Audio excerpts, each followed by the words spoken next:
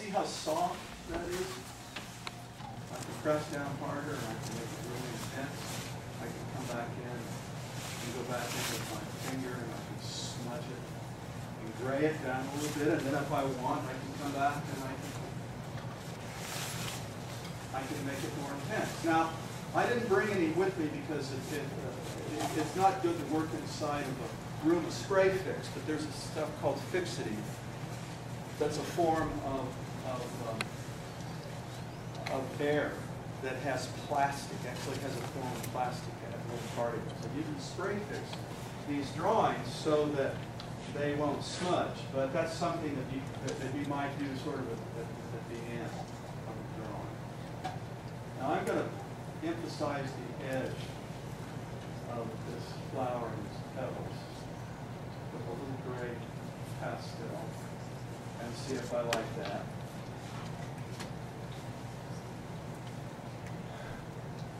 Now I guess maybe I better put some leaves. Let's put some leaves.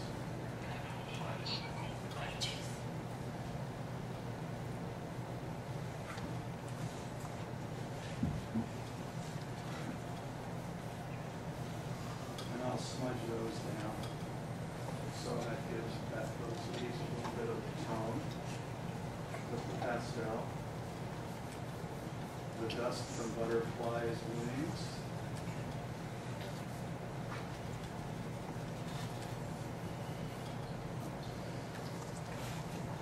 Because I'm making some of this up. You know, what I'm doing is, when you make things up, at least this is the way it works for me, what I'm very much aware of is that although I'm inventing something, that invention comes out of memory.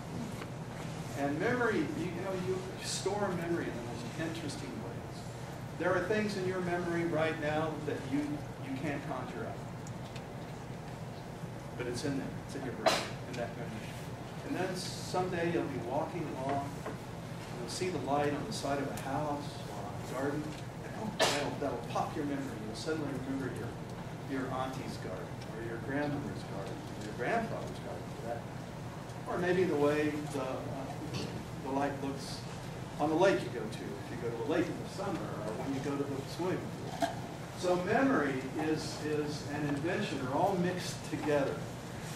So when I'm working on these, I'm very much aware that it's a mixture of both memory and invention. And I think that it's in a way, inventing without memory is probably pretty close to impossible.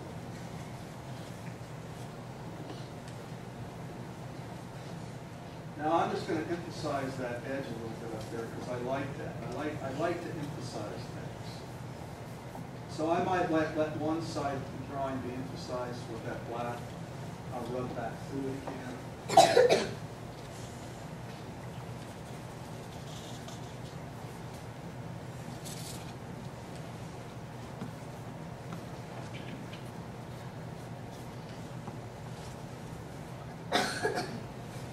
It's hard to draw and talk at the same time, isn't it? It is for me. So sometimes I just have to be quiet and just draw. Now, if I was working on this drawing in my studio, I might take all day to do this drawing, as opposed to just 10 or 15 minutes. So I'm kind of working in a hurry, which can be good. Working in a hurry doesn't, I mean, some artists really feel like, well, if you think too much about it, you ruin it. You don't think too much about it, you just do it and just let it kind of flow out. That's another way to do it. I actually prefer both ways, so I'll work both ways. Because I'm working on drawing and painting. Now I'm going to go ahead, I think I'm going to allow the negatives. I'm going to fill in some of this negative space just because I just want to see what it looks like. And you know, that's another thing that you do when you make a drawing or you make a painting. You're finding out what something looks like when you draw.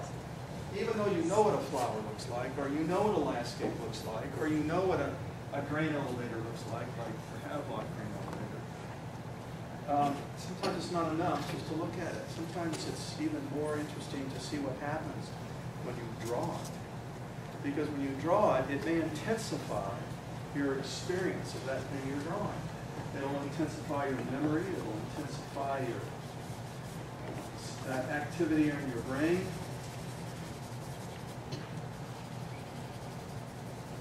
And drawing things are, no matter what kind of an object it might be a baby, it might be a dog or a cat,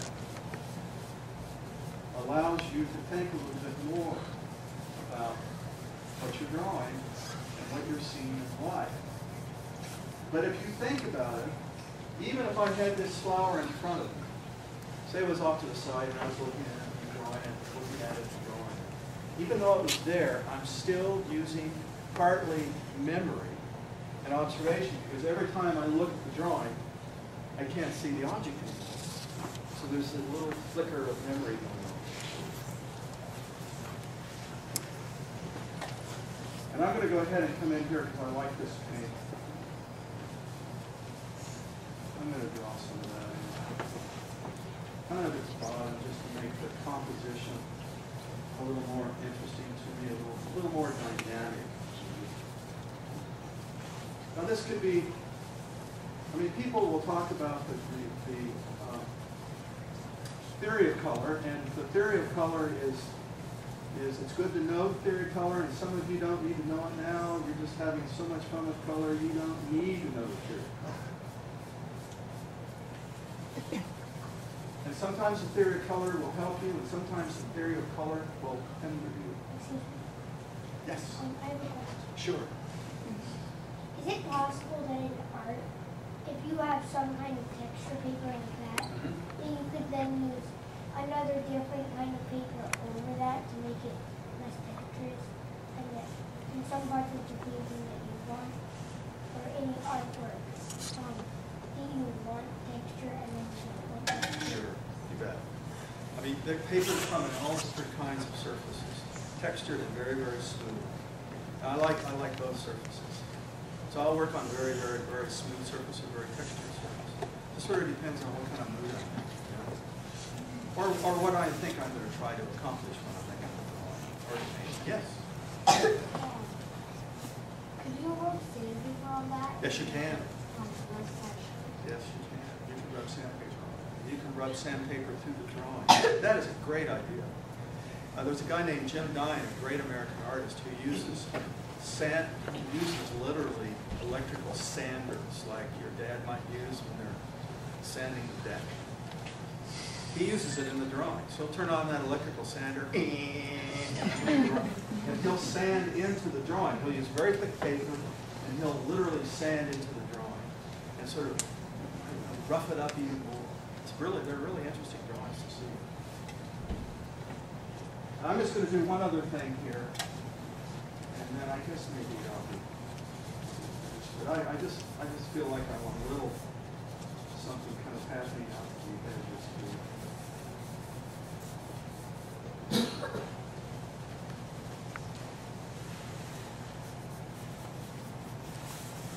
too. You can erase into pastel. Pastel will erase with a nice hard eraser, or erase with a kneaded eraser. I think I have one here. Now, I don't know if you guys have kneaded erasers yet. These are erasers that artists use, and they self-clean. You ever seen these? Yeah, I have. You have one? Excellent. Yeah. So when the eraser gets really dirty, you can pull it apart, and it'll self-clean. That's pretty neat. And then you can go back in, and if you feel like it, you can. I'm just going to erase out a little area here because I kind of like that look when something is erased through. Now I could even erase through down here, and we'll see if it's interesting. So when I draw, I never have a particular. This is going to maybe sound a little strange to you, but I try not to have any real specific expectations of how the drawing's going to look. Because as I'm drawing, the drawing is talking back to me. When I make a mark or I smudge or I erase, I look at it and say, well, that's interesting. And that's what the drawing's telling me, so I might leave it. Yes? That eraser, yeah. Did it used to be like a different color? Yeah. It used to be a real light putty gray. But now it's green. And see, but that's the color it is on the inside. That very light gray. Looks like a putty, or you put around your windows. You can't eat it though. I don't know what use it is if you can't eat it.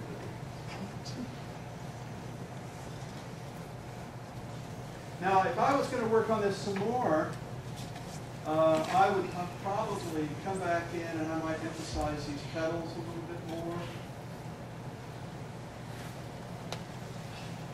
I might let the flower bloom out even farther.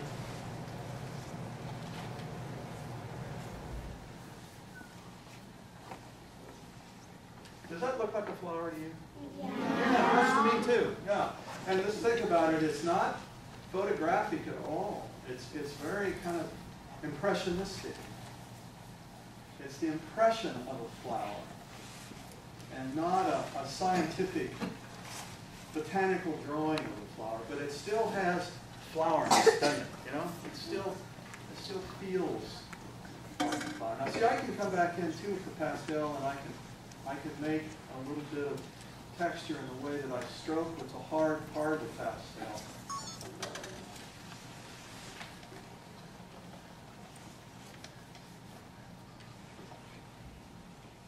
What do you think? Wow.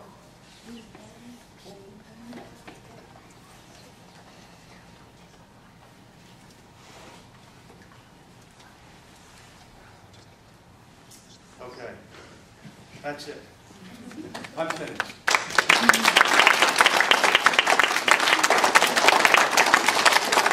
Anybody else have any more questions for me at all? All right, I guess you're going to draw for a while. Yeah. Oh, yes. When you color over, if you color over one of the other colors with pastels, do they actually change like the color? Yes, they do. Yeah. If I put yellow on top of green, and you might have actually kind of observed it happening, but if I put yellow on top of green, I'll get a kind of yellowish green. If I put blue on top of yellow, I might get a greenish, that's right, a green. I might get a greenish yellow. Yeah. So that's just a perfect example of seeing mixing color happening right in front of your eyes. Yes? What's the best advice you can give to young artists? Oh, just be absolutely open to everything that interests you. When I was a kid, everyone said, well, you got to stay within the lines. Draw inside the lines. Well, it's an interesting thing. Art has some rules, but not specifically. There are things you have to learn, but you can break those rules.